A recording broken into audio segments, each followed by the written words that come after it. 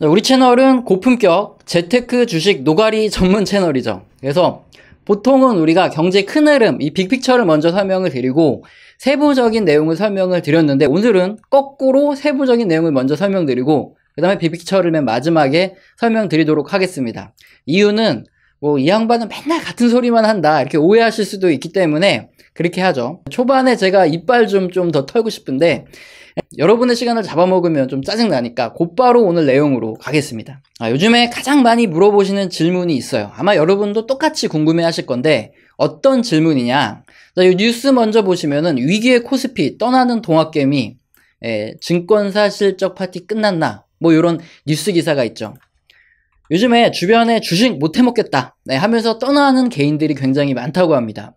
그러니까 2020년 코로나 때 시작해서 돈을 좀 벌었는데 2021년 그리고 2022년 요번에 지나면서 벌었던 수익을 전부 다 까먹고 원본 손실까지 보고 이제 들어오서 못 해먹겠다 하면서 주식시장을 빠져나가는 개인들이 많다 그래요. 그래서 혹시나 이렇게 동학개미 형님 누나분들 다 떠나면 누가 주식시장을 받쳐주냐, 이제 폭락하는 거 아니냐, 이런 질문입니다. 그래서 우리 채널에서는 실제 데이터를 가지고 정말로 이게 사실인지 아닌지 확인하고 넘어가죠. 먼저 내 주변의 사람들만 주식판을 떠날 수도 있죠. 그렇기 때문에 정말 다수의 개인들이 떠나는지 확인하려면 주식시장의 거래대금을 보면 됩니다.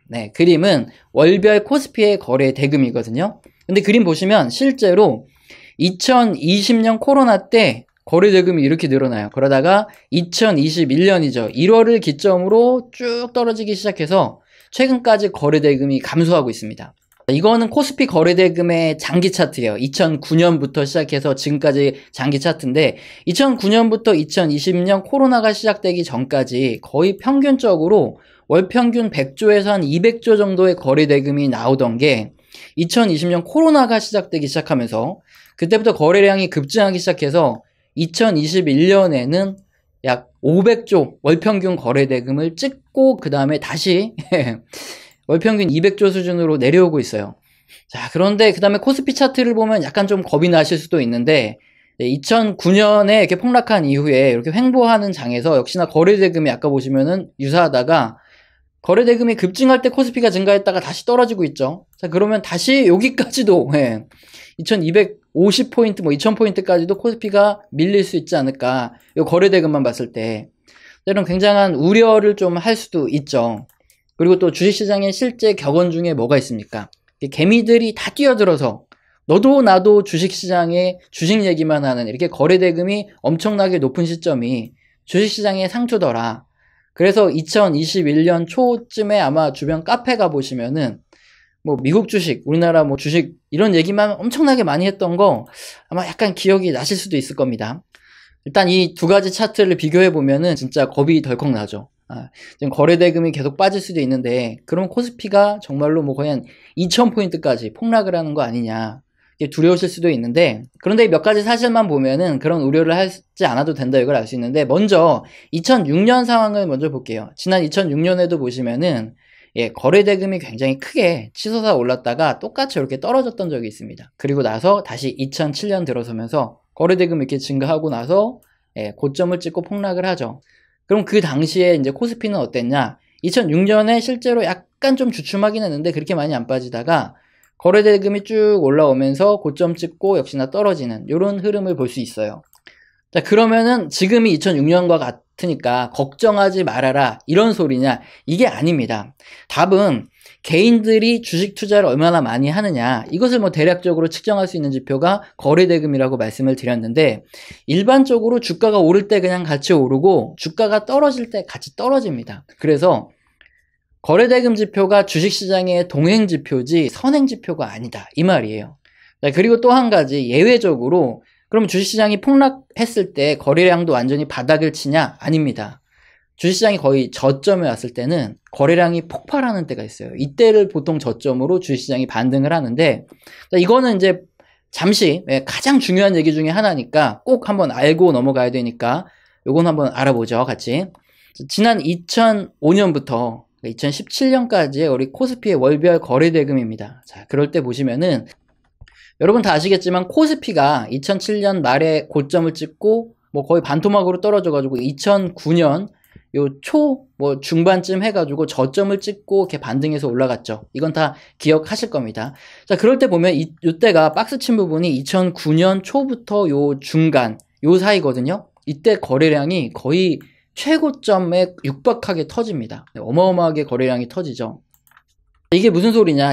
실제로 저도 오랜 기간 이렇게 주식시장에 있다 보니까 느낀 것은, 그러니까 주식시장이 폭락을 하고 최저점 부근에서 이상하게 기가 막히게 저점에서 막 쓸어 담는 그 엄청나게 대량으로 요런 기관이든 개인이든 외국인이든 요런 부류가 좀 있습니다. 이것을 전문 용어로 스마트머니라고 부르는데요. 그러니까 이 정도 수준이면 주가가 충분히 싸다 생각하고 이게 매수하는 건지 또는 무슨 음모론 있죠. 예, 여기처럼 미연준과 연관된 사람들이 저점에서 쓸어 담는다. 뭐 때문에 이렇게 저점에서 거래 대금이 터지는지는 모르겠는데 이상하게 주가가 크게 떨어지고 이제 저점에 들어갔을 때 그때쯤에 거래량이 엄청나게 폭발하면서 누군가는 쓸어 담는다는 거죠. 그런데 이게 금융위기 때만 있었냐? 아닙니다. 예, 이거 장기 차트 보시면은 2020년 코로나 때, 이때 2020년에도 이게 3월, 4월 넘어가면서 한 4개월 동안에 가장 최저점을 찍었을 때 거래대금이 갑자기 미친 듯이 이렇게 증가하는 거. 이걸 볼 수 있어요. 뭐 그 다음에는 주식시장이 올라가니까 이렇게 거래대금이 올라간 건데 어쨌든 갑자기 거래량이 터집니다. 폭락했을 저점쯤에.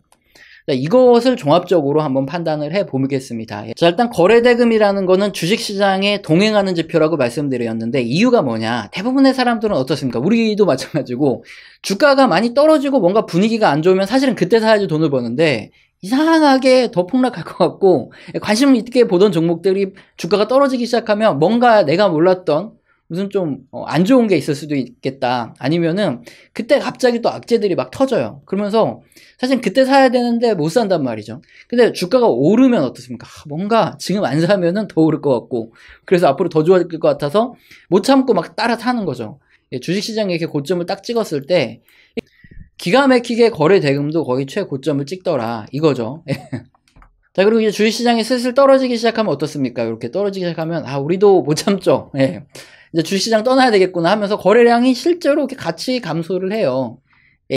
이거는 사람의 심리에 따라서 결정되는 거기 때문에 주식시장의 거래대금은 주가와 동행하는 이런 특징이 있고요. 그리고 아까 배운 굉장히 중요한 거 하나, 거의 폭락 후에 최저점에 왔을 때 이렇게 뭐 금융위기든 뭐 코로나든 뭐가 터져서 최저점에 왔을 때 갑자기 이렇게 미친 듯이 거래량이 엄청나게 터지는 경우가 있는데 이럴 때는 이게 역사적으로 굉장히 좀 동일하게 과거 뭐 IT 버블 때부터 해가지고 반복된 사례가 있거든요. 요럴 때는 우리가 뭔가 좀 관심을 가지고 봐야 된다. 요거를 좀 알아야 되는데 이게 반복되어 온 현상들을 그동안 저도 지켜봤기 때문에 코로나의 2020년 3월 4월에 폭락 때 저도 매수를 막 누르면서 굉장히 겁이 났는데 마음을 좀 다잡았던 부분도 있어요. 특히나 뭐 4월 넘어가기 시작하면서 5, 6, 7 이렇게 거래량이 팍팍 터질 때 이거는 조금 이제 저점 잡겠구나 하면서 이렇게 마음을 다잡았는데 뭐 물론 재수 없으면은 예, 폭락할 때 뭐 거래량만 터지는 거 요거 하나만 보고 잘못하면은 이게 처음 울리면은 지하실 아래 지하철 보는 경우도 있는데 그게 아니라 또 여러 가지 경제 지표를 제가 또 설명을 드리죠. 폭락하고 저점에 질러서 인생을 한번 바꿔보자 할 때 네, 그때쯤 저점에 나타나는 여러 가지 경제 지표가 있는데 그것들 중에 하나가 거래량도 있다. 네, 그거 하나만 보고 들어가는 건 아니고 네, 앞으로 이제 우리 채널 시청하시면 네, 뭐 꾸준히 시청하신 분들은 다 말씀드렸기 때문에 어쨌든 이런 것도 하나의 그 지표로 보고서는 여러 가지가 다 맞아 떨어질 때 하면은 확률이 높게 저점에 질러서 인생을 바꿀 수 있다. 요거는 이제 기억하시고 거래대금 자체가 선행지표가 아니다. 자, 그러면 우리나라 코스피의 선행지표는 뭐 자주 시청하신 분들은 아시죠? 뭐죠? 네, 우리나라 수출지표, 그리고 이제 수출에 선행하는 게 또 미국의 제조업 상황, 이런 것들이기 때문에 이런 경제지표들은 우리가 매번 모니터링을 하고 있습니다. 자, 이런 경제지표가 실제 뭐 맞출 수 있으면은 요번 폭락은 피했냐 못 피했냐. 작년 7월에 저희가 이제 매도 의견을 내가지고 했는데 그 다음에 하필이면 많이 빠진 줄 알고 8월 뭐 말쯤에 이렇게 저점 매수를 들어갔죠. 대략적으로 안 좋을 거는 알 수 있는데 정확한 시점을 못 맞춘다. 요거는 뭐 어쩔 수 없고요. 저점 매수를 조금 늦게 했었어야 되는데 조금 아쉬운 부분이 있고요. 뭐 어쨌든 네. 그럼 두 번째 많이 물어보시는 질문이죠. 여러분도 역시나 궁금해하실 질문. 최근에 보시면은 그림처럼 미국채 금리가 벌써 1.9를 넘어갔어요. 뭐 거의 2%에 가까워지려고 하는데 그런데 왜 갑자기 이렇게 주식시장이죠. 다우지수도 그렇고 나스닥도 왜 반등을 하냐 이 질문이에요. 분명히 지난주까지만 해도 막 사람들이 이렇게 말했죠. 인플레이션 심해지고 미국채 10년물 금리가 막 올라갈 텐데 뭐 그렇게 되면 주시장 폭락한다. 예, 다 난리가 난다. 이런 얘기를 굉장히 많이 하는데 웬걸 뭐 이렇게 한 일주일 만에 분위기 확 바뀌었죠. 저점 찍고 계속 반등을 해가지고 다우지수는 거의 다 올라왔고요. 뭐 나스닥도 꽤 많이 올라왔어요. 일부 투자분들은 인버스에다가 해지를 막 걸어놓고 빅시 같이 이렇게 변동성 지수에 베팅을 해가지고 하락에 대비를 해놓거나 아니면은 뭐 일부 현금화를 해놨는데 갑자기 이렇게 반등을 다 해버리는 바람에 아 이거 어떻게 해야 될지 모르겠다. 정신병에 걸리겠다 이거죠. 그래서 이번 저점에도 역시나 존버하고 추가 매수를 외쳤던 우리 이제 존버 인베스트 여기에 문의를 해 하시는 건데 일단 지난 영상들에서 많이 설명을 드렸지만 이제 투자자들은 이제 인플레이션이 심하다는 거 다 아는 기정사실이고 우리 미국채 금리도 예상보다 빠르게 올린다. 이것도 이제 다 알고 있는 기정사실이죠. 그래서 그 다음에는 뭘 볼 거냐? 이제 투자자들이 거기에 반응을 하기 시작했다는 건데 이런 것들이 대표적으로 나타나는 곳이 어디냐 이런 투자자들의 심리가 이걸 한번 알아보면 되는데 바로 미국채 입찰에서 나타납니다. 벌써 뭐 영어가 막 나오고 이 아저씨 뭔가 어수룩하게 봤는데 이제부터 뭔가 좀 본격적으로 어려운 얘기 시작하겠구나 싶으실 텐데 아닙니다. 굉장히 쉽게 제가 한번 설명을 드려볼게요. 일단 미국 정부가 돈이 필요하다고 할게요. 그럴 때는 어떻게 해야 됩니까? 당연히 국채를 찍어가지고 뭐 시중 금융기관이든 아니면 미연준이든 어디다가 돈을 빌려와야 되죠. 왜냐? 미국 정부가 돈을 마음대로 찍어낼 발권력이 없죠. 네, 페드죠. 미국 연방준비제도에서 발권력을 가지고 있으니까 미국 정부는 어쨌든 국채를 발행하고 돈을 빌려서 써야 돼요. 그렇다면 미국 정부의 재무를 책임지는 재무부에서 국채를 담당하겠죠. 이때 3년 만기로 예를 들어서 막 한 5천억 갖다 쓰겠다. 미국 정부에서 그렇게 생각하고 빌려 쓰고 싶다 그러면 일단 미리 입찰이라는 걸 붙입니다. 그러니까 경매를 붙이는 거죠. 왜냐? 아무리 미국 정부라도 조금 낮은 금리에 돈을 빌리고 싶잖아요. 최대한. 그러니까 이제 경매를 붙이는데 그래서 몇 월 며칠에 경매를 할 거야 이렇게 공지를 때립니다. 이게 지금 그림이 실제로 2월 8일에 입찰된 미국채 3년물의 입찰 결과입니다. 여기서 그림을 보시면은 여기 하이힐드라 그래서 여기 이제 제일 높게 뭐 된 게 아니라 요 금리가 이제 낙찰된 금리예요. 1.592%의 3년물 국채가 이제 낙찰이 됐다는 거고요. 지금 3년물 국채 금리가 얼마에 움직이고 있냐? 이걸 먼저 보면 되죠. 지금 1.577%의 거래가 되고 있는데 살펴봤더니 1.592% 그러니까 0.02% 정도 약간 높게 이렇게 낙찰이 된 거죠. 적당한 수준에서 받았다. 이렇게 볼 수 있고요. 근데 여기서 우리가 알아둬야 되는 게 만약에 투자자들이 낙찰 금리를 굉장히 높게 불러가지고 여기에 이제 시중 금리는 뭐 1.577인데 2%에다 낙찰을 받았다 예를 들어서 그러면 이거는 난리가 나는 거예요. 그러면 이제 앞으로 국채금리 급등할 수 있습니다. 왜냐하면 투자자들이 앞으로 국채금리가 급등한다 생각하고 그렇게 적어놓고 낙찰을 받은 거기 때문에 그렇게 되면 문제가 되는데 지금 요 정도 수준 0.02 정도 요 정도 조금 높게 받은 거는 그냥 평균적인 입찰 수준이다. 두 번째로 중요한 게 응찰률이라는 겁니다. 그러니까 금융기관 전체가 얼만큼 응찰을 했고 그 중에서 얼만큼 이제 낙찰을 받았냐인데 여기 보이시면 이제 토탈이죠. 요걸 보시면 됩니다. 요 금액이 이렇게 낙찰받은 금액 중에 몇 배냐 요거를 계산을 해보면 약 1223억 달러가 이렇게 응찰을 했는데 그 중에 498억 달러가 낙찰이 됐고요. 계산해보면 약 2.45배 정도 더 많은 금액을 이렇게 투자자들이 제시를 했는데 그 중에서 이제 낙찰이 됐다 이겁니다. 12개월 평균 응찰률이 한 2.44%인데 2.45%면은 조금 더 높은 거죠.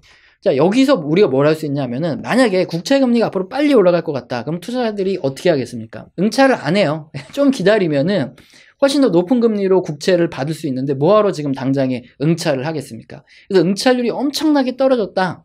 그럼 앞으로 국채금리가 빨리 올라간다는 거고 응찰률이 높다 아니면 평균 수준이다 그러면 뭐 국채금리가 뭐 빨리 올라간다 이렇게 생각하는 사람이 적은 거예요. 근데 지금은 어떻습니까? 평균 응찰률 대비해서 좀 더 높게 나왔다. 이 소리는 다수 투자자들이 이제 뭐 국채금리가 빨리 올라갈 거다 이거보다는 뭐 천천히 조금씩 좀 느리게 올라간다 이렇게 생각하고 있다. 이걸 알 수 있어요.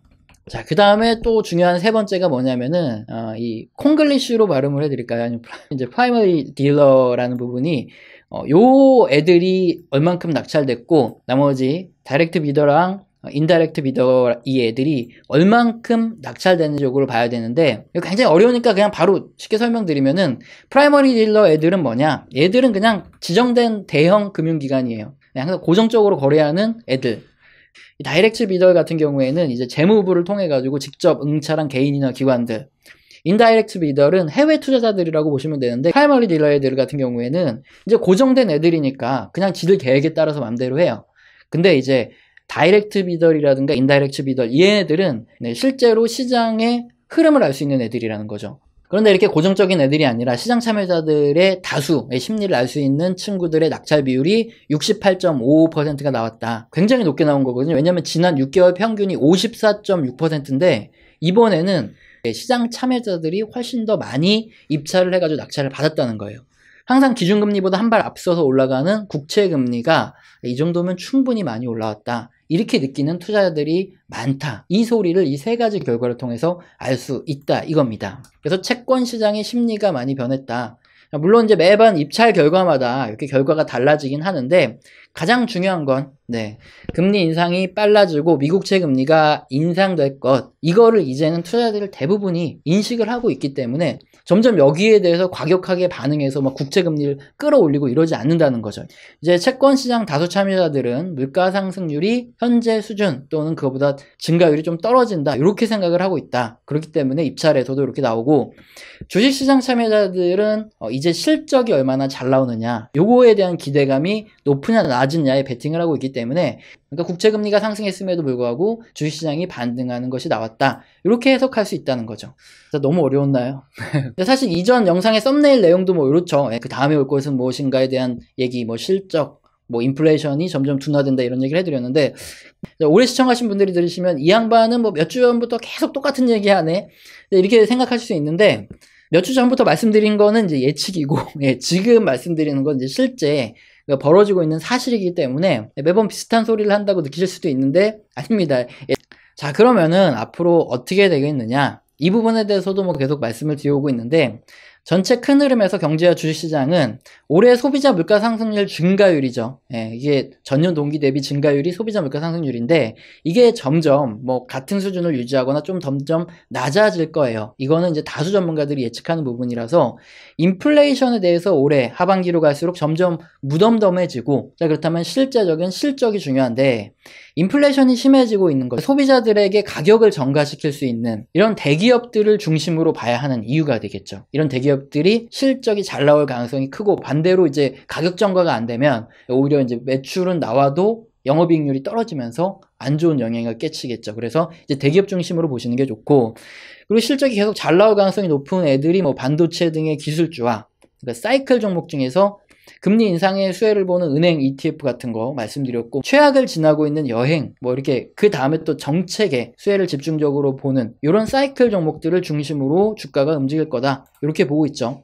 그래서 전체적으로 주가가 움직이기에는 과거와 좀 상황이 많이 틀리니까 2022년 올해는 미국의 경제 성장 속도가 전반적으로 좀 둔화될 수 있기 때문에, 상승은 계속하는데 상승 속도가 둔화되기 때문에 실적이 잘 나온 애들 위주로 선별적으로 자금이 들어간다, 이렇게 말씀드렸고, 제가 그렇다면 올해 하반기로 갈수록 미국의 경제 성장 속도가 나홀로 빨리 갔는데, 하반기로 갈수록 이제 유럽이라든가 신흥국, 우리나라 등의 경제 성장 속도가 조금씩 개선될 수 있어요. 키 맞추기를 하는 2022년 한 해가 되지 않을까. 그리고 뭐 2023년, 2024년까지 기준금리가 2에서 2.5 정도 올라갈 때, 이때 이제 버블이 좀 터지지 않을까, 이렇게 보고 있다. 요거에 지금 하나하나 세부적인 내용을 맞춰가고 있다, 이렇게 말씀을 드리는 겁니다.